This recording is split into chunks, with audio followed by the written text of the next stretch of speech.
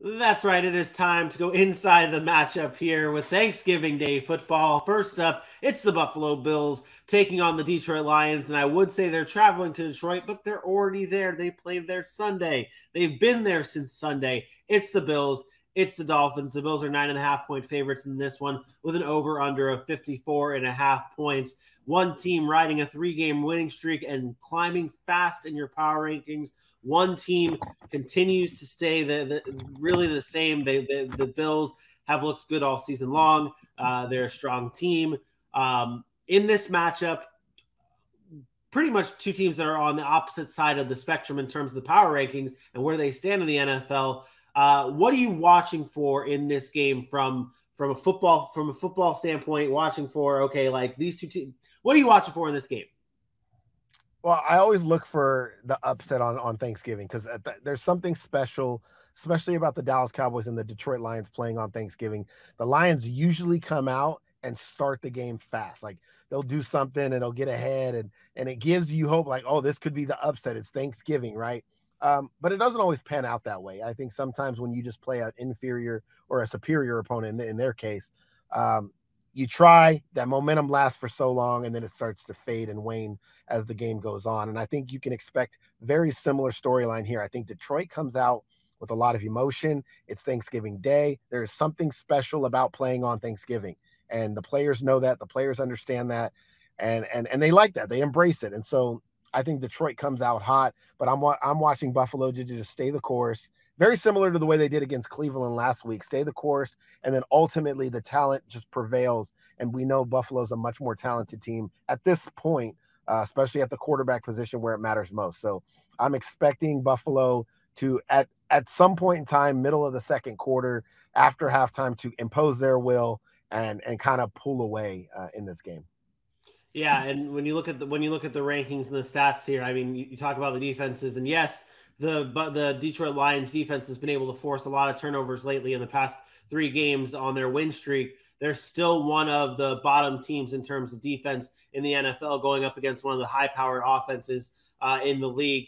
But I think that's what I think stands out the most in this game.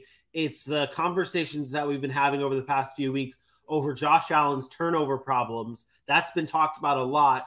And the Detroit Lions turning the ball over. Do you see Josh Allen having a good game against an opportunistic defense? Or what do you expect to see from at least from the turnover aspect of the game from Josh Allen and this Detroit Lions defense?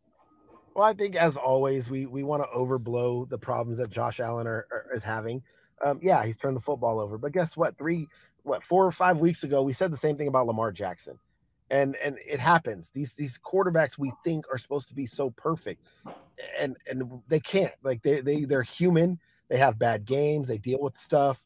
At the end of the day, he's 21-10, 21 touchdowns to 10 interceptions, 2-to-1 touchdown to interception ratio. I can live with that. I'm not concerned about Josh Allen at all. Is he going to turn the football over? Maybe. Is he still going to win the game? Yeah, probably.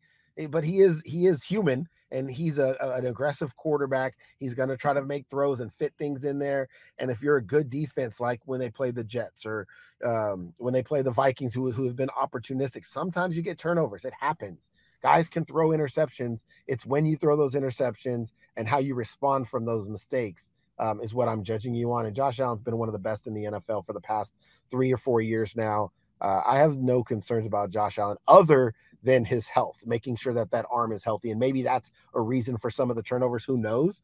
But I'm not concerned about him. All right. Well, without concerns for Josh Allen and the way this this matchup is shaping up, who do you have winning? Who's your what do you got? Yeah, I love a good upset on Thanksgiving, but I don't think the upset comes here.